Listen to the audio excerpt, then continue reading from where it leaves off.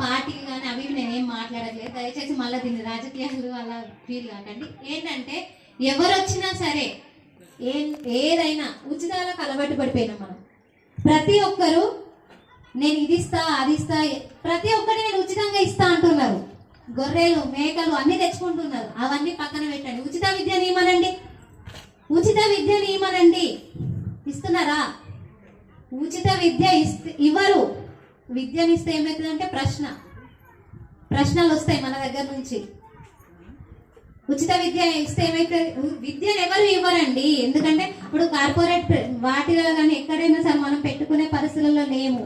ఒకప్పుడు మందు వైన్స్ అనేటివి ప్రైవేట్ వాళ్ళ చేతుల్లో ఉండేవి, ప్రభుత్వం చేతుల్లో మాత్రం విద్య ఉండేది.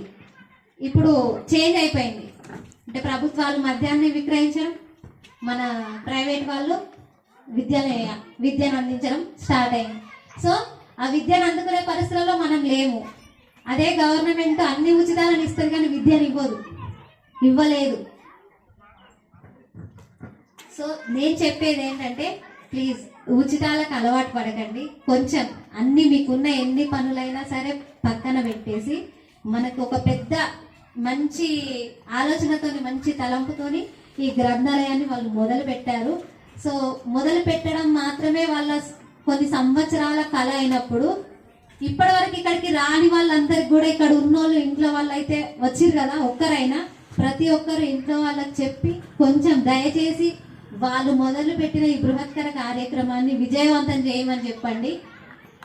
వాళ్ళు రాకపోయినా సరే ఇప్పటి నుంచి అయినా వాళ్ళు ఇక్కడ నిలబెట్టినందుకు. తంగలపల్లి అనే గ్రామం మన సార్ వల్ల చాలా మందికి తెలుసు.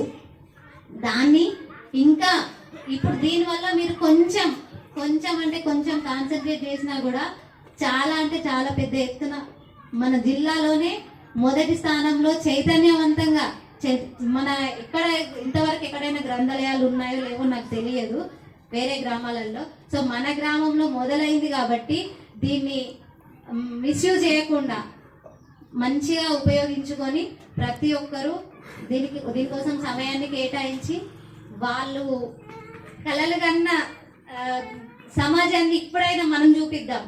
వాళ్ళ స్థానంలో ఎన్ని అడ్డంకులు వచ్చినాయో మనకు తెలియదు. ఎన్నిసార్లు వాళ్ళు చేయాలనుకున్నది చేయలేక బాధపడ్డారో తెలియదు. కానీ ఇప్పుడున్న పరిస్థితులలో మనకు అన్ని అనుకూలంగానే ఉన్నాయి. కాబట్టి వాళ్ళు తిరుగుతుంటే వస్తుంటే లేదంటే ఆయన ఎమోషనల్ అయితే చాలా మంది ఏదో చాదస్తంగా ఫీల్ అవుతున్నారు. కానీ అది ఎంత భారం ఎంత బాధపడి ఉంటే అది ఆయనకట్లా బయటపడ్డది అనేది ఎవరు ఆలోచించట్లేదు. అన్నిసార్లు ఇంటికి రప్పించుకోవడం అది ఎంతవరకు కరెక్ట్ వాళ్ళు ఆలోచించాలి ప్రతి ఒక్కరు నిజంగా.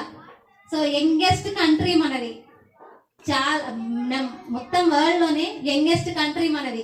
కానీ యువత మాత్రం ఏం చేయట్లేదు. సో మన దగ్గర నుంచే స్టార్ట్ చేద్దాం. ఆ ఎనర్జీ అనేది మన దగ్గర నుంచే స్టార్ట్ చేద్దాం. ఖచ్చితంగా మీరు స్టార్ట్ చేసిన దీన్ని ఎన్ని విధాలుగానైనా సరే ఆటంకాలు కాకుండా చూసుకోవడంలో మా వంతు సాయంగా చేయడానికి నేనైతే ఎప్పుడు సిద్ధమే. అందులోనూ మా గురువు గారు ఉపాధ్యాయులు శ్రీ రాజపాపయ్య సార్ గారు ఇప్పుడు దుర్షేడ్ గ్రామంలో ఉంటున్నారు, పెద్దపల్లిలో వర్క్ చేస్తున్నారు. సార్ చాలా బుక్స్ రాశారు. సార్ అంటే మా అందరికి చాలా గౌరవం. ఇక్కడ కూడా సార్ స్టూడెంట్స్ చాలా మంది ఉన్నారు. సో నేను సార్ రాసిన బుక్స్ అన్ని కూడా సేకరించి దానికే కాకుండా ఇంకా వేరేవి కూడా తీసుకొచ్చి దాదాపు 50 వరకైనా డెఫినెట్ గా నేను తీసుకొచ్చి ఇక్కడ నా తరఫున నేను గ్రంథాలయంలో సబ్మిట్ చేస్తానని మీ అందరి ముందే కోరుకుంటున్నాను. ఏదైనా తప్పులుంటే క్షమించగలరు. నాకు ఈ అవకాశం ఇచ్చిన మీ అందరికీ ధన్యవాదాలు. జై భీమ్. థ్యాంక్ యూ అమ్మా, చాలా బాగా సపోర్ట్ చేసినారు. ఇంకా ఎవరైనా మన